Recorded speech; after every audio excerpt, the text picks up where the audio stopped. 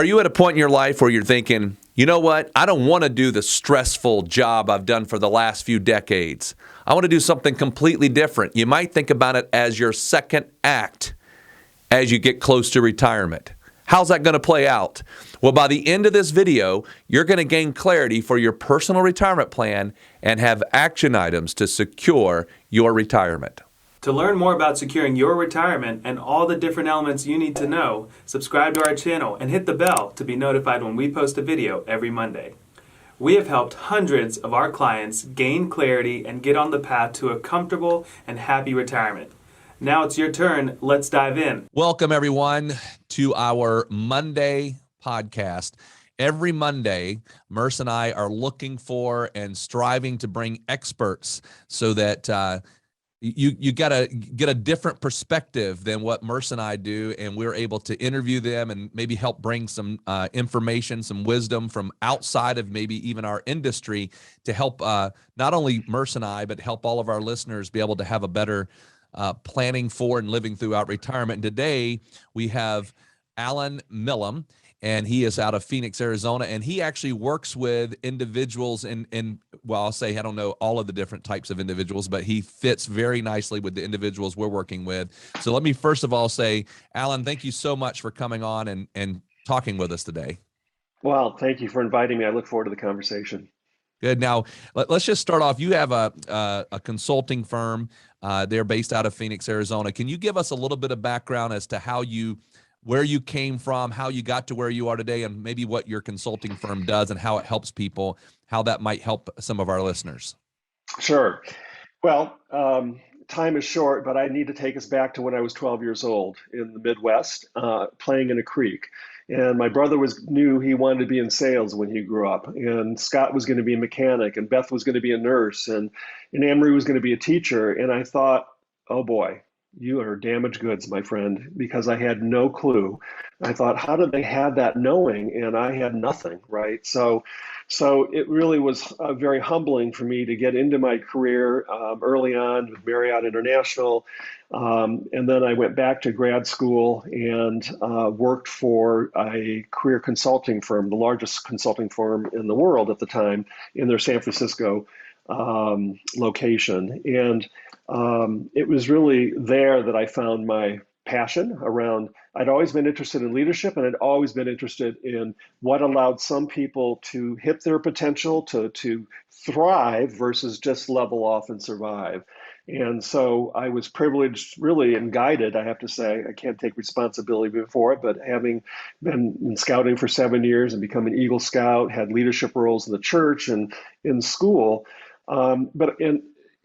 There was always that thing about, the doingness of leadership versus the beingness of leadership. And so it wasn't until I got into my career consulting, and I'll never forget Tom, because I met him in the 5th year there. Tom was about 60 years old, and you could not walk in off the street to work with us. The companies afforded the opportunity. In this case, it was a merger acquisition. And Tom did not get the other guy got the job. And when I met him in my office, I remember just him being very depressed. And I began to talk with him. And it was the first time in his life, with a stellar resume, with an unbelievable pedigree education, that he didn't have a business card. And without that business card, gentlemen, without that title, there was no there, because his entire identity had been his work. And, it's interesting when you think about our culture. Normally if you're at a cocktail party, normally the first question might be, hi, so what do you do, right? If we're in Europe, it's not the what do you do, it's the tell me about your family, where are you from?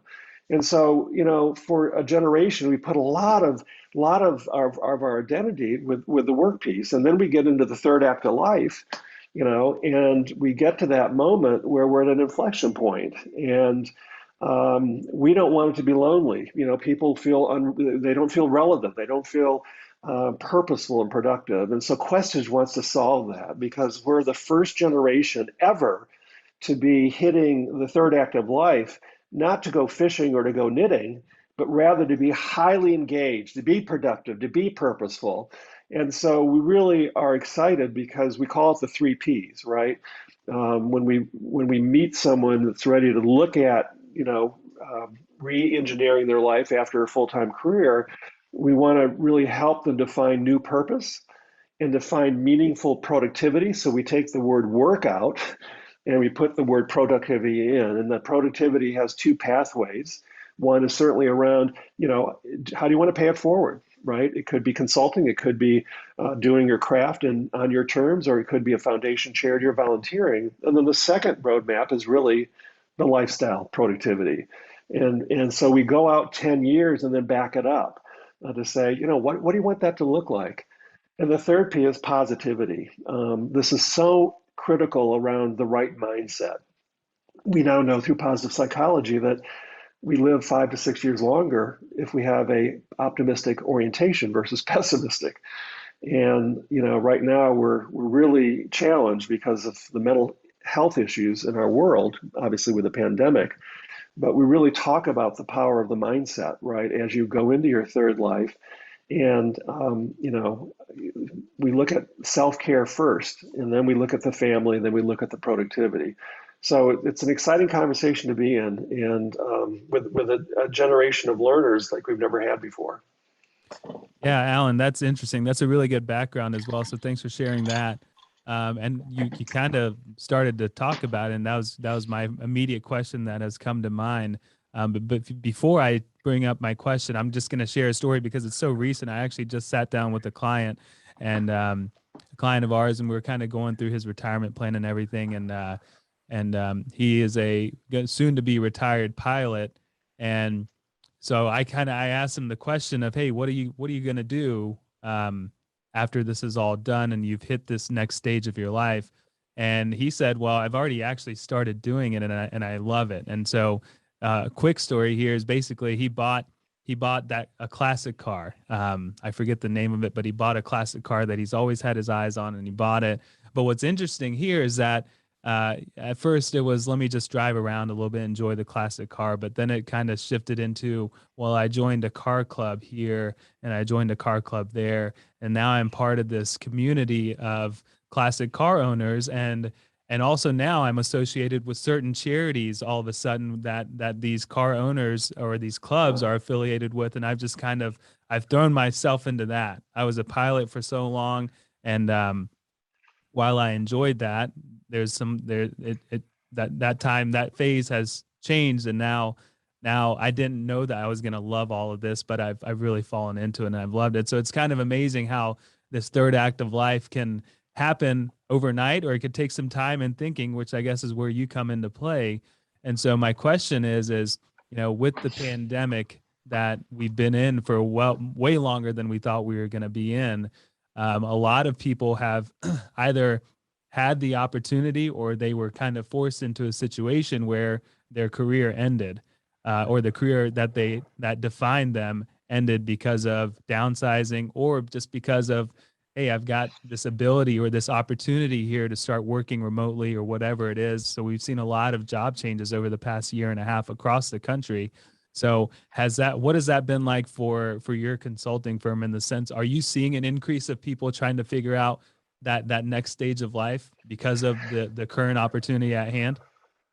Yeah, in fact, it's interesting because Bloomberg came out with an article in April, and what they were discovering is that they called it "life is short" philosophy. And what we're seeing is some people saying, look, with this pandemic, we need to change our game, right? We're burned out, we're zoomed to death.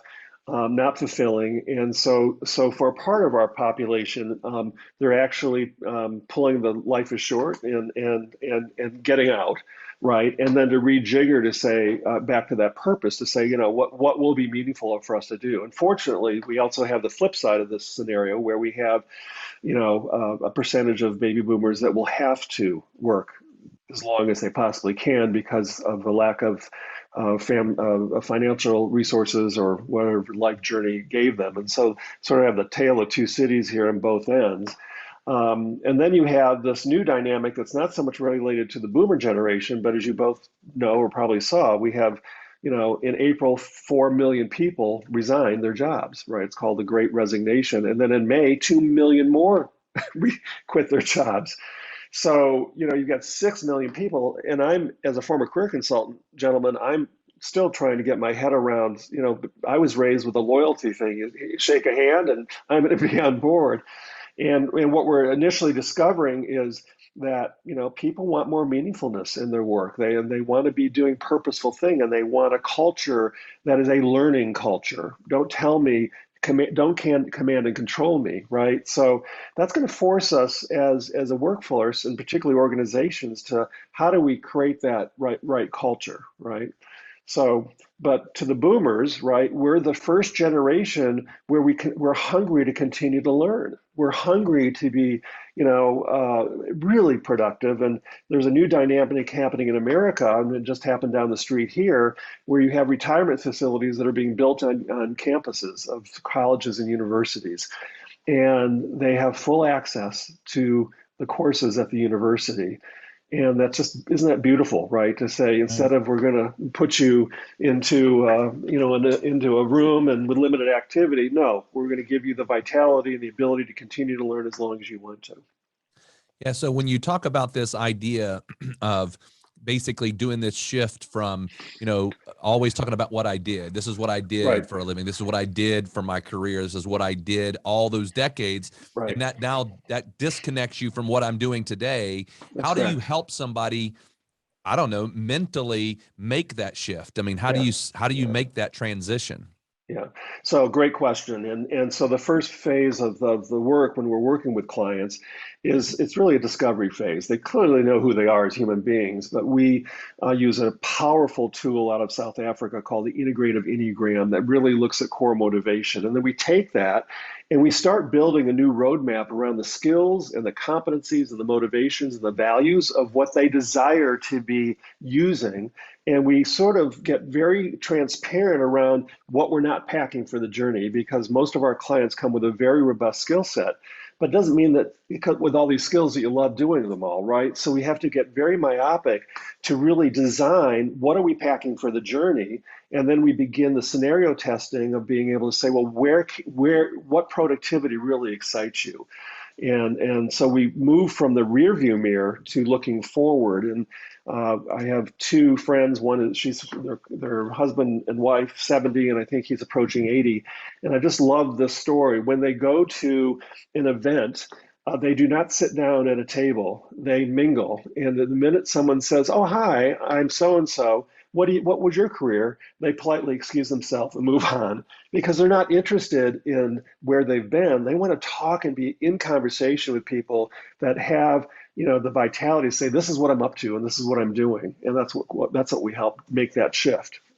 Gotcha. Yeah, that makes a lot of sense. And so, when it comes to the thought of leaving a legacy behind, sometimes Right. sometimes that's financially oriented. But sometimes the phrase of, I want to be remembered for this comes about. Right.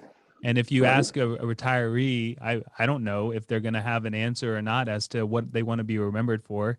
But how do you help them think through that? I guess, what is your process when it comes to making this whole shift? And then ultimately that personal legacy, how does Questage help in this whole process?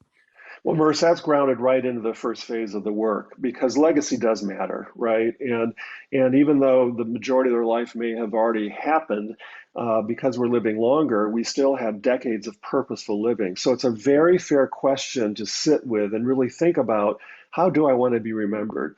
And as you can imagine, most people, when they get to the last breath of life, aren't celebrating the fact that they crushed it 3 decades ago in that sales meeting, right? Or they're able to, be the operator of the year for their association.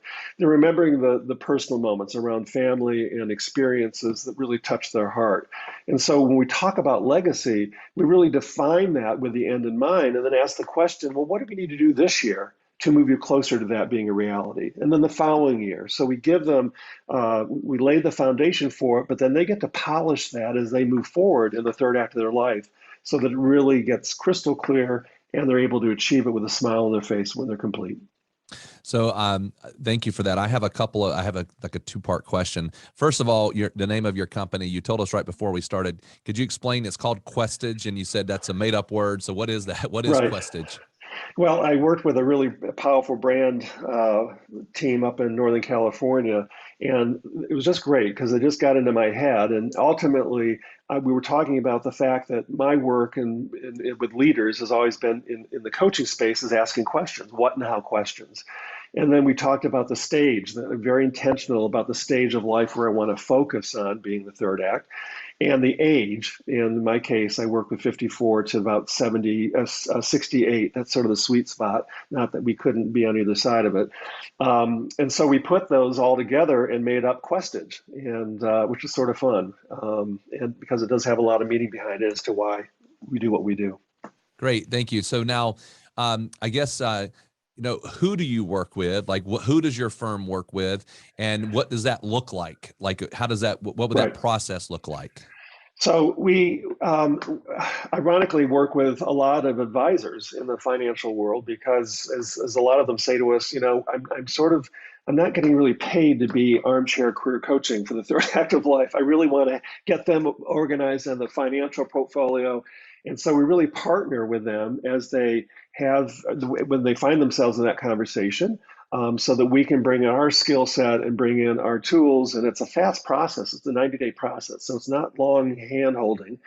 And when there is a assessment on our website that says, "Are you ready?" and it's a 10-question assessment where they'll get an automatic response based on the kinds of ideal clients that we choose to work with, because we really believe leadership is way beyond just the day job, and we believe leadership matters greatly in the third act of life.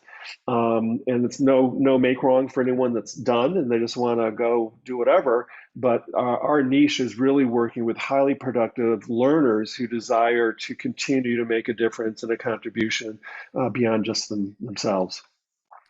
Well, very good. So yeah, I think I agree. And you said it earlier at the beginning that the idea, the notion of retiring and just kind of hanging out at the beach for years on end, I think that is not reality anymore for a lot of people once they do.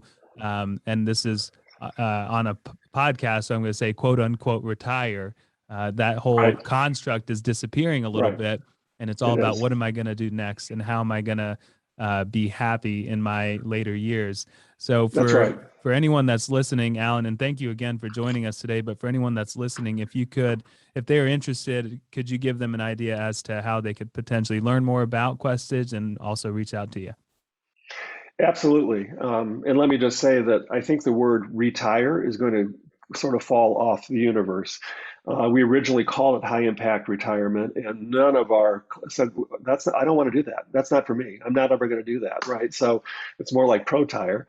And so we have everything built right into Questage, questage.com. And there we have a very strong leadership track for leaders who are still in the workplace, diversity and inclusion, women forums, and executive leadership coaching, as well as then high impact transitions. By clicking on that, they can go in, take the Are You Ready assessment, and the resources are all listed there to see if we might be able to be of support and benefit to them. Very nice.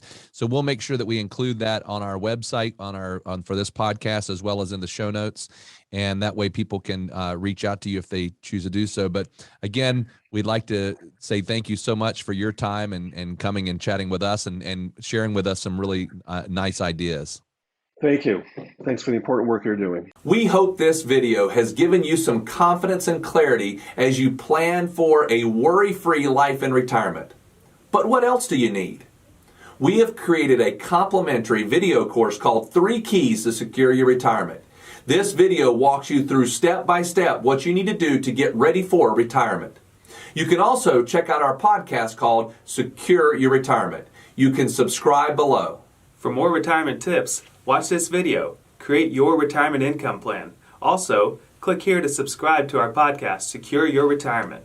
If you like this video, hit the like button and be sure to subscribe and share it with your friends.